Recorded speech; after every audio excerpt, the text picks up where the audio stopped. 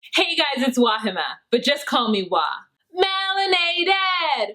Welcome to another episode of my Love After Lockup review. This is my friend Chris Farah. Hi there! Hi! And she's going to be joining me with recapping this episode of Love After Lockup. And you guys, I'm just so grateful for you, and I'm grateful for Sharp TV, and I'm grateful for Tracy. I am grateful for Scott and Lizzie. I'm just grateful for all the good people who signed up for this reality series. This is what reality TV should be, and the producers should be very proud of themselves. And their mothers should be very proud. All right, you guys, so let's say hello to the good people of Instagram. Hey, good people, it's Wahima and Chris, and we are filming our recap of Love After Lockup. It'll be up on YouTube tomorrow. That's Saturday the 2nd. Okay, bye. I want to thank those of you who have been rocking with me since the beginning of this season, and I want to thank those of you who are new to this channel. We are going to go on ahead and jump right into this episode because we have got a lot to unpack. The first couple that we are going to talk about is Tracy and Clint. All right, so at the beginning, we see haggard-ass Clint. I mean, Clint looks like he has been through it. I mean, he normally looks terrible, but he looks extra terrible at the beginning of his segment. I don't even know what was happening. I just wrote down he looks haggard. He was tired, looked like he hadn't slept in days. He's been up worrying, he's been pacing, he's sweaty. It's like under eye circles are like a Russian in the dead of winter, like in Siberia in the 1400s. Wow. The fact that he even got his ass up is like a miracle. So he's meeting with Haley, who is his ex-wife slash boss, and going over what happened. He tells Haley that they were having a great time, and then day 2 happened. You know, she was laying in his lap and he was brushing her hair, and then he fell asleep. And then he woke up to her being like, Clint, I want crack. No, my love! She loves the crack more than me, Mom! The motherfucking crack! I love that he was like Siberian and then from New Mexico. Haley was just like, Haley was being the best sport, and Moms came ready for the camera. Her eyeliner, her hair, you know what I'm saying? Oh, yeah. She's doing things that I wouldn't do, but she's doing them all right. You know what I'm saying? For and her. I absolutely appreciate that about Haley, and she's trying to support her ex-husband. She obviously was a mess at some point in her life too. We are getting a very good version of Haley. She's like an ex-con that like has pulled her life together, I feel. Was she an ex-con or did she just get arrested? That's the thing. Like, I don't know if she actually went to prison. I know she's been arrested. Oh, I think there's a difference. And he basically tells Haley that Tracy actually did him wrong, but she didn't do so wrong. You know, she could have done way worse. Exactly. You know? She did not steal all of his money. Only half of it. Yep. She did not take the wedding ring. Okay. I mean, if she had taken the wedding ring, that would have been a surefire sign of disrespect. Yeah, she took the car, but like she has to get somewhere. Clint is looking on the bright side. You know, the glass is definitely half full. He says that he's worried about Tracy, and you know why? Of course he's worried about Tracy, because he knows what can happen to beautiful women in this world. It's so hard for me. And we just don't know what his eyes are seeing, you know? It's so hard for me to live in this world. I'm gonna see if I got that quote right. I know what happens in this world to beautiful females. How does Clint know?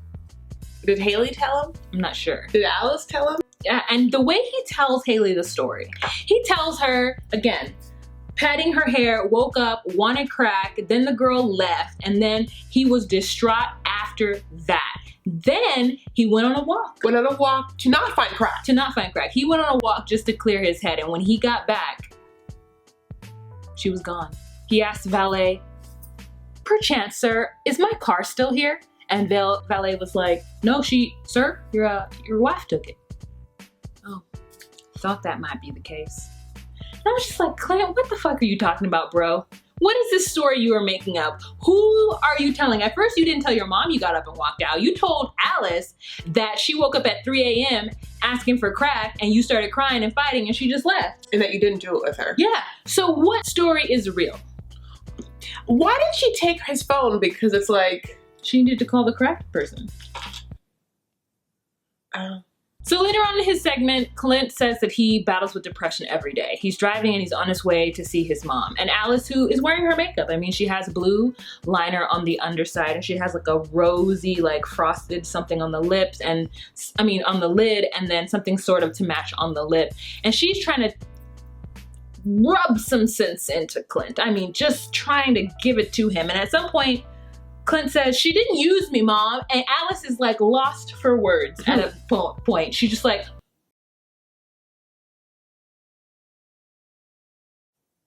well, and then he backtracks and he's like, well, I mean, besides that, she took my car, took some money, and took my heart. Still has it. Alice doesn't know what she's gonna do with her baby boy, you know, as Dr. Phil says. So good old Alice talks about Dr. Phil and all that she has learned from watching his show. And you know, Alice even points out that she isn't getting any older and she's not gonna have those looks forever. And then what is Clint gonna be left with? A drug addict. Crack goddess. So Clint has a really, really tough decision to make, especially when Haley calls him and tells him that the jail contacted his job. And then when they didn't get him, they asked to speak to the manager. That's jail is just putting out people's business and fucking up jobs. Like that doesn't even make any sense. Producers told Haley to say that, and that is the craziest thing I have ever heard.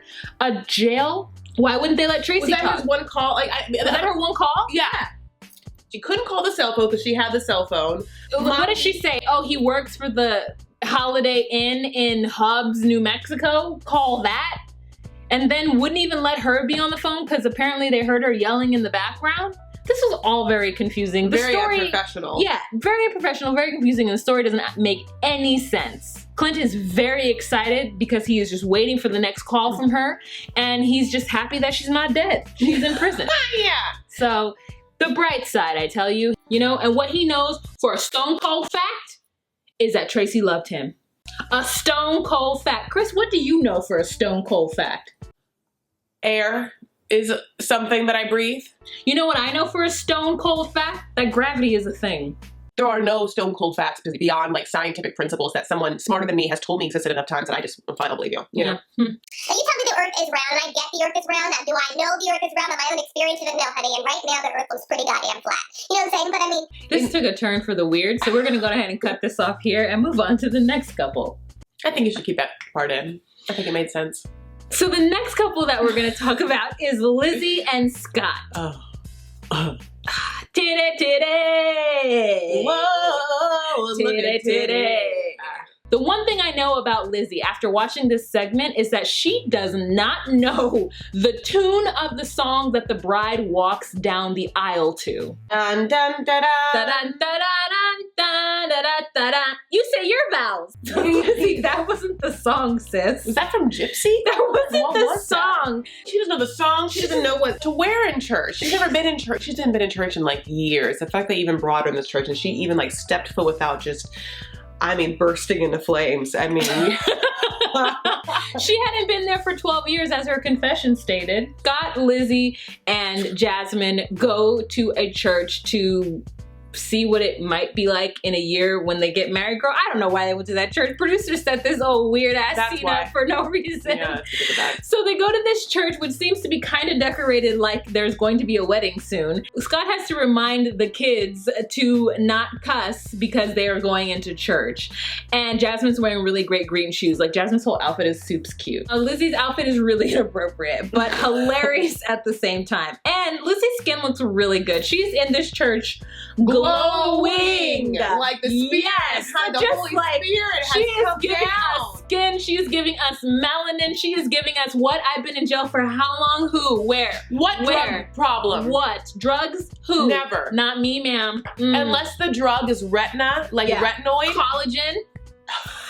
This bitch is looking good. Scott, on the other hand, is looking like a rosacea or whatever that skin problem where you're red and sweating and buck tooth. I mean, I take back, Chris, let me get on my knees and beg for forgiveness that I ever said that Scott was handsome. I apologize. Oh my God, I can't believe it's happening. I wasn't prepared for it. They decide to go say this information in a church because Lizzie has to break it to Jasmine and Adam that Scott proposed, and Jasmine is not okay with it. She immediately forgets that she isn't supposed to be cussing in the church because she sits down with Scott later on and she's like, so what the fuck are you doing? Yeah.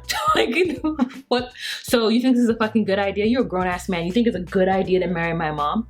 You have to get to know her. Yeah. Like, she's coming at her as if her mom is like her little sister. Yeah. It was like that kind of just like, you don't know who you're dealing with. She is a baby. And your relationship isn't even real, Scott. Do you know she was using you for the first 3 years of your 3.5-year relationship?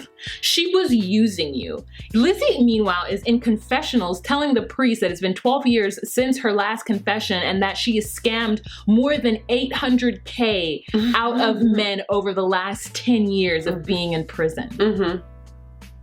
And she wasted it all on drugs. How is this bitch still alive?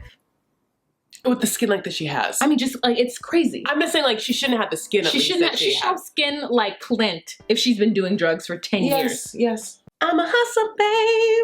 Hey. Just want you to know. It ain't where I've been, but where I'm about to go. And I just wanna love ya! Lizzie thinks that Jasmine is going to be placated about this engagement based on the fact that the wedding isn't for another year. Little does Lizzie know that it takes a year to plan a wedding, so it's not like they can start planning in a year if they want to get married in a year. Side note, then she decides to like turn it on Scott. Yeah. And she's like, walks up to him, she's like, dun, dun, dun, dun, dun, dun, dun, dun, dun, dun, dun. Okay, now say your vows. And Scott is like, no. You just put me on the spot. I can't say my vows. Like, you can't even just say your vows. Like, you can't even just like tell me how you feel. Like, do you even like me? What do you even like about me? Titties. Ew, I should just break up with you because you don't even know how to talk. Okay, this is my vows. Ready? You are so flawed, and I know that. Skin is horrible, and I've done what I can in the amount of time that I've been given. And if you think the producers have given me anything to try and make this TV ready, you're wrong. You're my perfect amount of flawed. I love you so much. Thanks. Yeah. Yeah. And when she's telling Jasmine to calm down about the engagement, she's like, shut up, they're right there. And they are, by the way, right there. Jasmine, they are right there. Yeah. Don't make it right. No, I know, Mom, I know, but they are. Don't say it, Jasmine. It's a year away, Jasmine. Be fine. Shut up. Reservations. And then later on, Jasmine really wants to tell Scott that Lizzie's just using him for money, but she does it in the pews. Like, yeah, but why? That makes me so upset. I'm like, just, you got him. Like, if you don't want your mom to marry him, you have the option right now. Like, when he's like, well, she just using me, to be like, yes. Yeah. And then he's like, well, you haven't met any of them before. You know, she's like, yeah, I met one of them before. Yeah. I definitely have. You're not special. And it was the same time in that 3 years. Jasmine had her out, but she doesn't want to be as shady. I think she feels like if she's super shady, her mom's not going to forgive her. Lizzie's being practical, and she's like, who's going to help me take care of shit? No one. I don't want my mom to help me. I'm 40, you know? You guys, you know that was funny. Please go ahead and give this video a thumbs up. All right, to the next couple. Well, let's quickly talk about Marcelino and Brittany. So it is a very, very quick segment. So basically they go into the deserts and they're trying to run away from tarantulas, and she gets on his back and sit down on a rock. Brittany tells Marcelino that Amanda is in the picture, and Marcelino's like, Amanda? Like, you don't know who she's talking about. She's like, yeah, remember I told you the girl I was with in a relationship with? No, I only know one name. You would think, oh, is it gonna be Giovanni? Your son? Yeah, no. No. It's Brittany. And Brittany's like, anyways, my friend Amanda, I want you to meet her because she's gonna be my friend. What kind of friend is this? The friend kind of friend? Have you talked to her? Yeah. You're not gonna tell me you seen her? Yeah. Well, you're not gonna tell me that you seen her on our hotel room when you guys sort of played on our bed and then played like cuddly in the pool as well, right? Yeah, and guess who else knew? The producers? Yeah, it happened, right, guys? What? F you. F all of you. Where'd I get my check? F you, F you. And then so Brittany knows she's wrong, right? She's like, oh man, he's upset. I know I'm wrong. I shouldn't have had my ex, regardless of what our relationship status is now. I should have had her at my house or at our place. She's just like, look, you're not trying to listen to me. And Marcelino's falling into the bait. He's like, nah. She's like, I'm trying to have this conversation with you like an adult. I get a point for being an adult and telling you something that I should have told you, which is what I'm doing right now, is telling you, and you're being a child by not listening to me tell you about how I had my ex in our room. If you were a man and not a child, you would listen to me. First, he has a swig of a flask that I guess apparently he keeps in his back pocket. I'm like, my dude, you got a flask in your pocket? Like, I know you live in Vegas, but damn. He stays drinking. Just ready to have that drink. And he goes back to her and they talk, and she's basically like, I need you to trust me. You have to have faith in me. And he's like, I don't know who your influences are. I don't know who you've been around. I don't want anybody to pull you back into that life. She's like, you can't control any of that. It's up to me to be in my like healthy state, and I'm gonna stay in that, and I need you to trust me. I can't be in this relationship if you don't trust me. I mean, literally, she flips it on him. He is absolutely right about Amanda being there. But his reaction is so explosive that she uses his reaction as a way to turn this back against him. Yeah. She's manipulative, you know? Yeah. Like, she's Michael. But low key. I still like her though. I love Brittany. You like Brittany?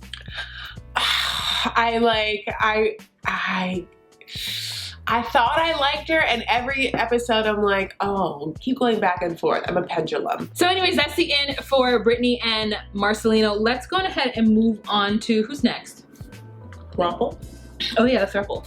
All right, so let's move on to the throuple. Meghan, not Markle, Michael and Sarah. So we pick it up where these two, Meghan, not Markle, and Michael, have had sex. They have smacked it up, flipped it, rubbed it down. Oh no. Ugh. And we find that Michael feels practically a virgin, that he lost his virginity to her. She's just like, her laugh is so ridiculous. Yeah, she says that they did some stuff that like he hasn't done before, which really piqued my curiosity, is how I would describe that. Yeah, I mean, I don't know what it is. I feel like when I was in my 20s, did I have like the kind of sex that I have now? No, so I could see if he was really comfortable with her and they had all night and she had had those sex classes. Do you think that she just put like a little pinky in his bum? I don't usually think of that. Just like so she was like, dee, dee, dee, dee, dee, and he was like, ooh, and that's what he meant? I have no idea. Okay. Maybe. That's what I'm like leaning towards. Okay. So she's giddy and she's excited about what just happened that night. So she's excited about Niagara Falls and she says that it's very romantic. Now I know people get married there, but I don't understand why. I guess I'm just missing the majesticness or the majesty of why that place is romantic. It looks like it's just a giant ass tourist spot. I mean, I honestly am just guessing. Like the Niagara Falls thing, more of like a northern or eastern coast kind of destination place. I mean, I love a waterfall. Like I've been to waterfalls in Hawaii and they're beautiful, and this one's huge. I feel like I think it'd be more of like a soul-searching destination, like Sedona, Mexico, where I feel like I would go to Niagara Falls and feel the rush and power of nature and would like give me a oneness. I almost feel like retreat should happen there. That would be like a meditation or yoga retreat more than I see it being romantic in nature. Having said that, I've never been. It's a great explanation of why it's not romantic. You know? It's something unknown to me and foreign, and so I don't have all the answers, but I have questions. Should have all the answers, Chris. I have some questions. If you're on YouTube, you should obviously have all the answers, Chris. I Because pose if my you questions to you. say things that are not the answer, I'm people not a get very president, upset. I'm not a lawyer, I'm not a doctor. They want you to be a journalist. So when I'm playing Oregon Trail, I always pick the doctor. You should too. Then they do like a Titanic bit where he tries to be cute about Jack and Rose, and like when he didn't know their names, I was like, I don't know their names either. And she was like, it's Jack and Rose, babe. Like she is so fucking giddy over this man. And I'm just like, you know what? Well, he is showing her a good time. He's left his phone at home too, so that Sarah can't be blowing him up, because apparently he hasn't talked to Sarah the entire time. Sarah has to say that your PO called for him to finally respond to her. He doesn't know if it's true, but that means he has to rush off and leave Megan because he didn't get permission, which is what any normal person would do. Yeah. He didn't get permission. He just like went rogue and didn't tell his wife where he was. Megan starts to cry. Well, because he tells Megan that he has to unfortunately now leave their beautiful romantic vacation together in Niagara Falls because of this. And she didn't think that could be in the realm of possibility. She has been on the highs of highs, literally orgasm highs. Now it's like she's come crashing down. Yeah, she's really hurt. She like starts to cry. Like, then Niagara Falls happens on her face. Cry, girl. And we're just like, you know, you just had your great time with your wet and wavy getting wet. Going around Niagara Falls and like brushing it out, getting ready. She's like, this is our first time having dinner together. This is our first time walking here. This is our first time pooping in front of each other. This is our first time sleeping in the same bed. This is the first time hearing you burp. This is our first time. Like, girl, we get it. It's your first time. Damn. Your first boy time. Yeah. And he has a ring. He produces a ring. Is that the same ring that he bought for Sarah, or the one that she thinks he bought for her? Girl, where'd he get that ring from? Producers be doing too much. Yeah. Sarah says that if he is cheating on her, if he's out cheating on her, he's pretty fucking stupid. And I'm like, what? What are you gonna do? Guess who's dumb, girl? Yeah, because he's definitely stupid. He dumb, but like, you know, one finger at him, four back at you. You married a convict while he was in prison. That you knew for years. The last thing that I want to say about this is that Megan makes a final plea with Michael to get him to not leave. And he's like, oh, what do you mean you want me to go on the run? And she's like, yes. And he's like, girl, I'm not going back to prison for no violation. If I'm going to go back to prison, it's going to be because I stabbed you. But it's not for no violation. Girl, I'm going back. Bye. Don't cry. What you crying for? You don't even know if anything bad's going to happen. So stop crying. And she proceeds to bawl her eyes out. They're gonna take his phone and they're gonna be able to talk to him, and I hate that. And I'm just like, girl, you really do love him. Oh, bendita. Why? How you catch him is how you lose him, honey. You caught him in jail and you're gonna lose him to jail. Yeah. Caitlyn, I'm starting to not feel sorry for her because she's obviously an idiota. She's obviously dumb, and I need to stop trying to defend Caitlyn. I do feel sorry for her. It's very clear to me and everyone around Matt that Matt is not worth anybody's time. He just doesn't care enough about being on the straight and narrow or being a productive citizen of society in order to be investing in. His homeboy Sam gets him a job interview, a couple weeks out of prison, and they have overstayed their welcome at his mom's house. It's been a minute. Caitlin's like feeling like she really needs him to get a job. People are wondering why she doesn't get a job, and I feel like she might be trying to get a job. We don't know. Sure, she might be working, she may not be working. Like, maybe she doesn't want to go to work and leave Matt to his own device. Matt needs to get a job. Sam tries to get him the hookup with his boss who happens to be an ex-con who had been down 3 times, which is code for been to jail. You been down? Yeah, I've been down. Been to jail 3 times. So he already knows about it, but he's not looking for anybody who's not ready, because I imagine he's seen the type like Matt, the kind that does not want to be on the outside, is not ready, and does not want to be a functioning member of society. So he's not trying to waste his time giving jobs to any old convict. He needs to be somebody who wants it. And Matt went there with white shoes, and when the guy asked him to do something with paint, Matt was like, no, I don't want to get my shoes dirty. You know, it's basically like a job interview, and he's trying to see, like, do you know how to use this? Are you, handling it well? He had him put on a safety hat and goggles, and Matt was just like, nah, I'm sorry to do this. I know this is weird, but like, this is the only shoes I got. He just has so many excuses why he doesn't want to get his life together. And the boss says, you don't seem like you're very driven, which freaks Matt out. Matt decides that he's being disrespected and that the boss is trying to make him look stupid. And he basically cusses out and says some shit to the boss, who Sam, his friend, hooked up an interview with. You could say that his friend put his neck on the line. His thick neck out on the line? Neck. And it's a huge neck, and can you imagine how big the line is? You know, like. So. And his boss was like, oh, do you vouch for this guy? And Sam was like, Yeah. Big word. What does that mean? Yeah, we're here. I mean, producers of I drove him here. You mic'd up and then, you're promoting your business on your t-shirt. So yep, I do vouch for him. And then Matt just completely mucks it up without any care in the world. And then he comes back to his friend and tries to make it seem like the dude had an attitude and he was about to punch him in the face, but he didn't want to go to jail for assault. So it's best that we just leave the situation. And Sam is like, so it almost got violent? And Matt's like, yeah. And Sam's just like, God damn it. Why did I bring this idiot around my job, messing up my job security? And he can't even get through an interview without cussing out my manager. You are a lost cause. They get in the car and they drive back, and Caitlin's cleaning up the kitchen because she's giving Sam, I guess, a gift. I wonder how dirty that kitchen was before. I don't know, but you know that Kathy wasn't happy about it.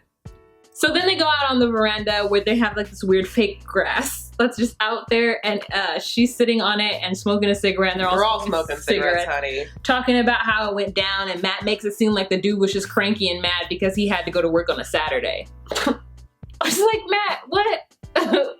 What are you talking about, Matt? Anything. He's saying anything to like be like, it was his fault, not mine. He knows it was his fault because he's like, maybe I should have done that, but it's like, yeah, you should have done that. So Caitlin is trying to tell Matt, like, you did a good job, honey, for going on an interview, but you also fucked it up by not just painting the fucking wall. Yeah. And he's just like, but what do you want me to do? Paint the wall. Paint the wall. But what was I supposed to do when he did this? Control yourself. But then he did that and I felt disrespected. Okay, you're gonna feel disrespected in life, but you can't let that stop you from getting a job because you need one. We need one. And then she's like in a voiceover, I don't think that Matt is ready to start a family. He told me that he was ready to get a job and start a family, but I don't think that's true. I'm like, girl, that is definitely not true. Yeah, no, it's not. Ding, ding, ding. You are right. Yeah. Eureka, you finally got your aha moment. Yep. Yeah. I wonder what Sam's opinion is now of Caitlin. Because he was talking low-key some shit about her last episode, talking about he doesn't trust her. Now he sees what the hell she has to work with. Yeah. He would never pull someone like Caitlin. He would never pull someone like Caitlin in real life. And it's only because Caitlin sees the inner Matt or some shit. No, she sees the outer Matt. Oh yeah, she does think he's hot. Yeah. But in pictures, I don't think she thinks he's hot anymore. Because she sees the inner Matt now. But honey, it was that outer Matt that really just hooked poor bird bones Caitlin. You know what I'm saying? Like, 2 kids, who knows where they are, She left her whole life to be with Matt, and it turns out that she was absolutely wrong. But I mean, really, it was only like a 6-month or 9-month mistake, so she could bounce back. Yeah, like a baby. Yeah. All right, you guys, so thank you so much for watching this recap of 90 Day Fiancé. What did you guys think of the episode? What did we get wrong? What is your different opinion about what happened in this episode? Go ahead and leave a comment down below, and let's have a kiki and a conversation in the comments section. Don't forget to like this video. You thought some of the shit that we did in here was hilarious, so give us a like. Please follow Chris on Instagram and Twitter at Chris L. Farah, and please follow me on Instagram at Just Call Me Wah. Ooh, also don't forget to check out Nikki Star here on YouTube, as well as Nikki P Trash TV, but I think she's got a lot on her plate. Also check out Chris's channel. We're gonna do a video and I'm gonna be her co-host on her video. So you should check that out as well. So Chris and I will be going to London, and we are gonna have a meetup in London on February 13th. We don't know where it's gonna be yet, but if you have any ideas, let us know down below what's a good place in London to meet up. We'll be staying like kind of by Buckingham Palace in the like London Bridge area. All right, that's not even close to each other. Please leave it down below if there's someplace in London that you think would be really cool for people to meet very casually on Wednesday, February 13th. That's Wednesday, February 13th, for all you British people who want to party with us when we're in London. All right, you guys, so thank you so much for watching this episode. Remember to be you, be true, and find your place. Bye.